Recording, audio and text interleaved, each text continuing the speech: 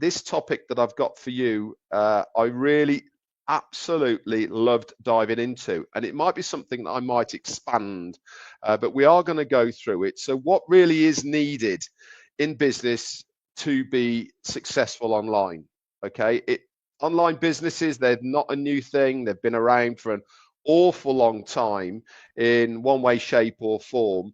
But there's certainly factors that are part of success online. Now, online businesses aren't completely different to normal businesses offline, but you certainly need to have different tools in your box to make it more successful. Why? Because for a number one reason is you are not reliant on what they call footfall, right? A natural business offline relies very heavily on what they call footfall, which is basically people walking past the front of their business. That's equivalent of your online business having eyes on your products and services. But the mechanics of how businesses work are very similar, but you have to look at different ways of diversifying to be successful. So let's have a little look then at some of the factors that are certainly involved in being successful in any business online. And to succeed, you need a strong combination of these factors as well. It's not just one thing, it's a combination of them. One of them is a well-defined business plan. Now, we specifically, with what we are going to have in this next phase, don't necessarily need to have a defined specific business plan. Why? Because we are actually, I suppose, metaphorically piggybacking what our CEO is doing with the business that we are going to be entering. He has a business plan for the success of what we are going to be part of. We can do our own part by having a plan for our own part of the business within where we are going to go. Also, we need to have effective market strategies. This goes for the corporate side, and it also needs to be for ourselves as well. We have spoken, haven't we, about different market strategies that are out there at the moment. I specifically went down the AI marketing strategy and expanded that because I firmly believe that that is going to be the way forward in some way, shape, or form. Whether that is going to be is going to be part of what we see, or it's going to be something that we will have to do, we don't know yet. But one thing's for sure, having a good marketing strategy is certainly key to being successful online. It is one of those parts that you need to understand and instigate for your success. Also, a user-friendly website, hugely important. If you remember, I was talking about SEO the other day, search engine optimization. What was one of the key elements of having a successful SEO on a search engine was that user experience that people have on your website. It makes a huge amount of difference if people spend time on your website so that they then get the analytics, push you up the scale, because it's all part and parcel. All of these things that I'm bringing to the table, they all have their part to play as far as the success of your business. And the last one that is very crucial, of course, is to focus on customer satisfaction. I really believe that the more satisfied your customers are, I believe the more happier they're going to be, the more confident they're going to be with you, aligning them with your products and services, and that increases your ability of making sales to the customers.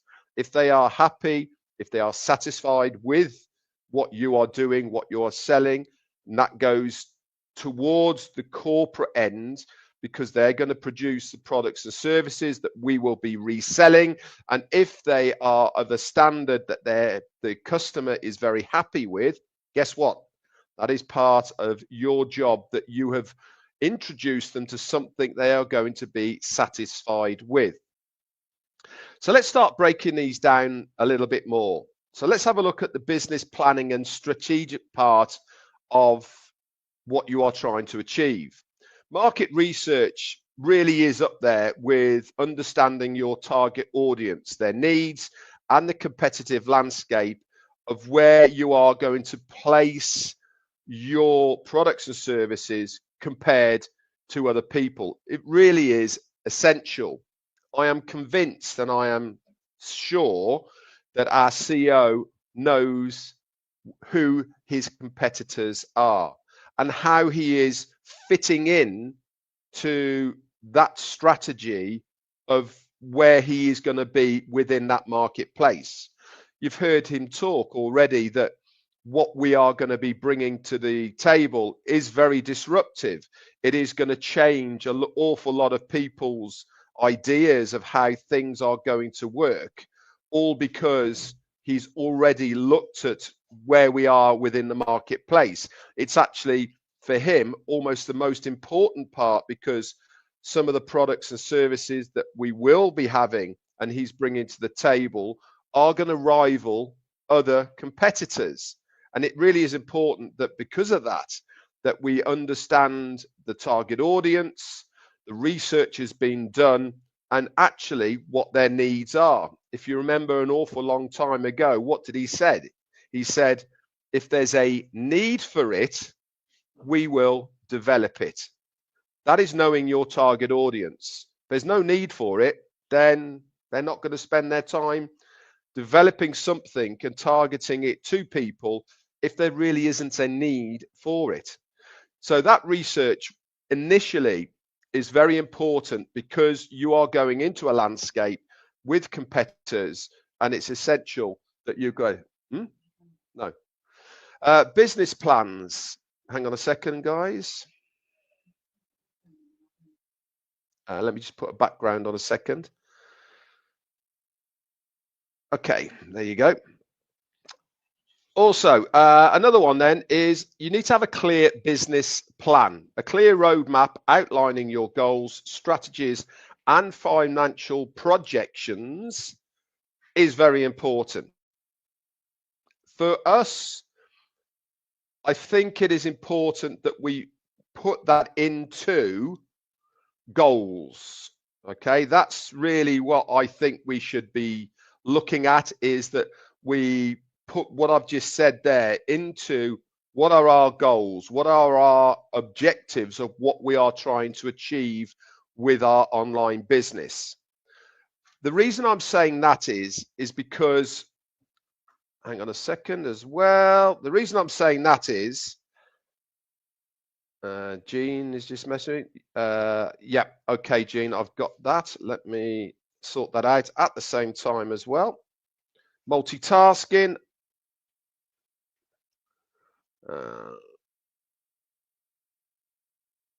We obviously don't want to have lots of negative people on here.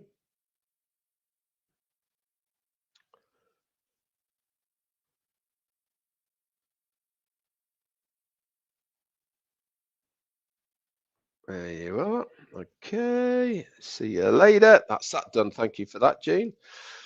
The reason that we need to have a clear business plan roadmap is really for your goals, strategies, and your financial projections. Everybody is going to have a different place that they are trying to get to financially.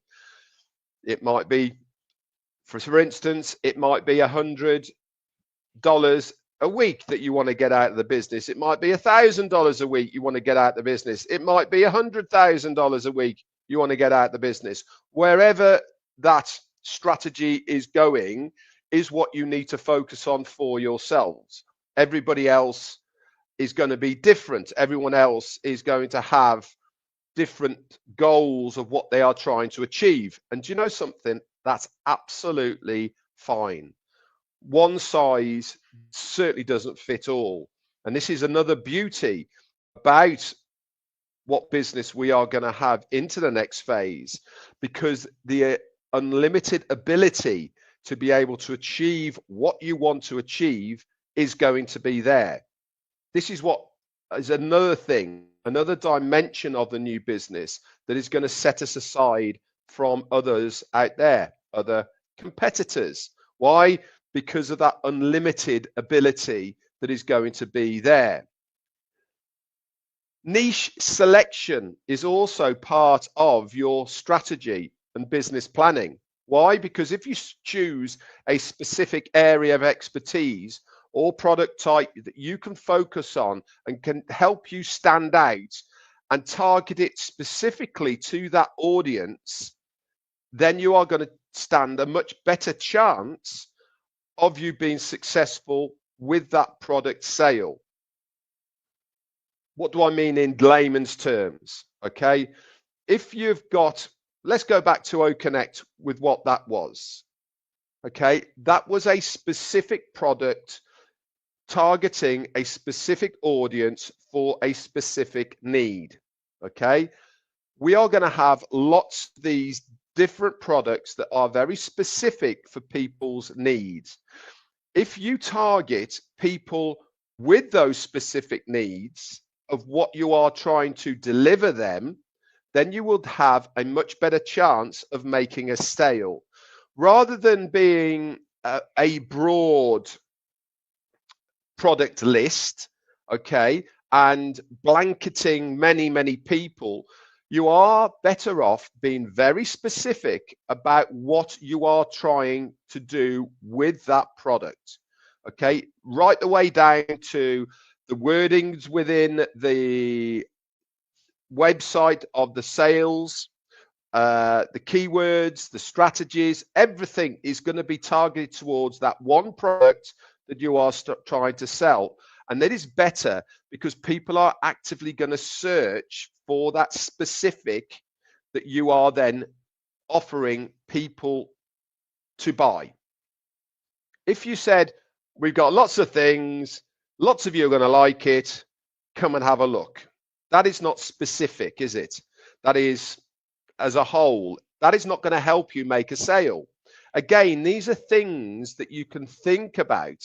These are things that you can really help to develop within your own websites, within the wordings of what you are trying to achieve.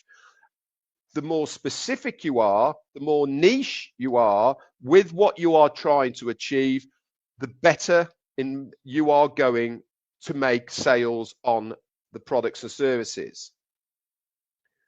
This is not me making this up. This is what has been proven. It is what is part of your planning and strategy with an online business. A unique value proposition. Never heard about it until I started researching it. A UVP for short. This is what makes your business stand out. What is unique about your the real unique parts of it? Those are the things that you should concentrate on within the specifics of your targeting of who want to buy it. Why is that a good thing for us? It's a good thing already from experience of products that we've seen from Ashmufara, that they are unique, that they are very different from what is out there in the marketplace. And I firmly believe that what we are going to see into the next phase are still going to have that uniqueness moving forward. Putting your websites together, and when you are going out there to sell from a resale point of view, these are the things that you should be thinking about. What is the unique part of what I am selling to somebody else? What is the niche part, the unique part of it that stands it head and shoulders above something else?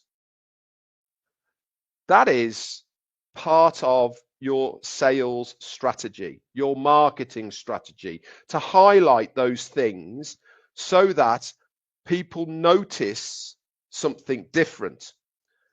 I'll give you an example. Let's talk about a mobile phone, right? What is the thing that Apple say about their new release phone?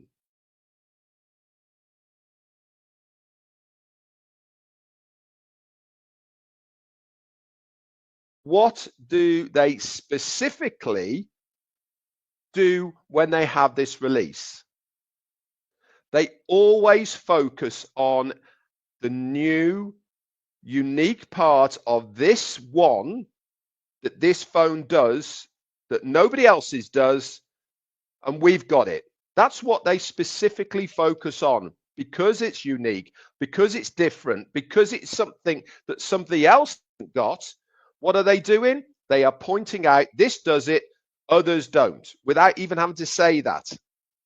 That's what makes it unique. This is what makes it desirable. And this is why it is really important, okay, that when you are out there trying to resell the product that you will have within the next phase, that's what you focus on. What makes it different? What makes it something that stands out from your competitors? And the last one in this section is business goals. Setting clear and measured goals for your online business, such as brand awareness, customer engagements, and sales, really is an important part of those goals. Obviously, everybody wants to have a financial goal. Everybody wants to have their own success within their business. But if you clearly set out what those goals are, and they have to be measured goals. Okay, what does measured goals mean? It means setting out in stages to say, for instance, let's give it a financial goal. I want to earn 100,000, okay, a month out of my online business. For example, you can't just go straight out there and say, I want to earn 100,000 a month off my online business. Are you likely to succeed with having that goal from the off? And the real answer to that is no, because it's not a measured goal. It is too far away down the line. You've only just begun. So it is unrealistic to think that you are certainly going to go into a stage of earning 100 grand a month from the off. So you need to give yourself measured smaller targets of goals that you can achieve and get to before you move on to another measured goal. So I would be saying to myself, I want to make, in my first month, I want to make 5 sales. And 5 sales is going to give me, for example, $200 in my first month. That is my first goal. That's exactly where I want to be. In my first month, 5 sales and have $200 of commissions off my first month. That's a measured goal. So what do you do for month 2? You say, I want to double that. That's my goal for next month, to double what I did in month 2. So instead of having 5 sales, you've now gone, I'm going to have 10 sales this month. And instead of earning $200, guess what? You're earning $400. Again, these are measured goals. And if you continue with having these measured goals over your period of time, guess where you're going to get to? The big goal that you've all had at the end of the day. But you've done it in stages that you know and you find that you can actually achieve within the boundaries of what is measured as acceptable, not pie in the sky, not something that is unattainable, but things that are really within your own grasp, something that you can really get hold of and go for, but you are still building your business as you are going along.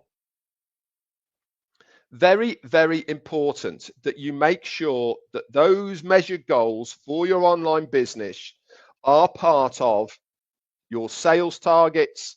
It's also important that you have that brand awareness, of what your business is all about.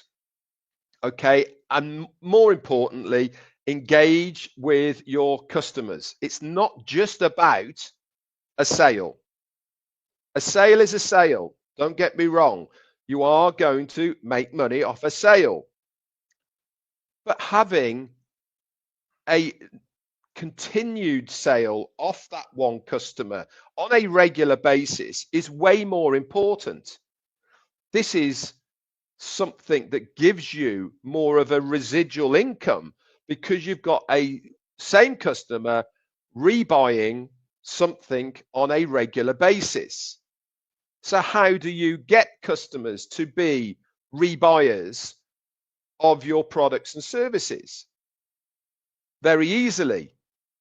Customer engagement, spending time with maybe sorting problems out, having regular updates, corresponding on a regular basis with your customers is extremely important into the success of your online business. Because let's face it, they have choices of where they can go to buy things. Yes, yours might be more unique than somebody else, and yes, the price point is happy and all the rest of it, but there is also plenty of competition out there. So you have to give customers another reason for them to buy from you.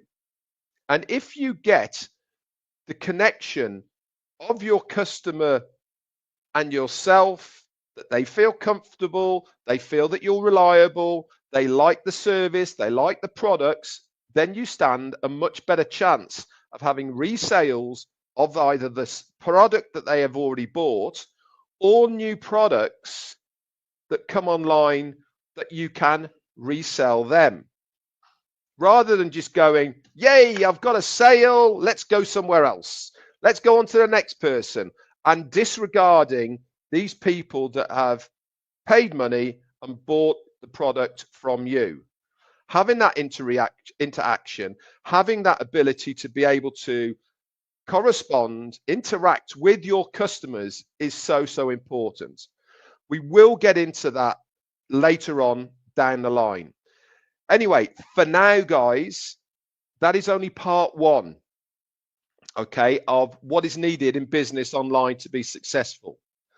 There is another three categories that I'm going to go over, that I'm going to bring to the table of how you can make your online business successful. If you instigate the things that I'm talking about within your own business and you break them down, it will certainly help you to be successful. Anyway, guys, that's it from me for today.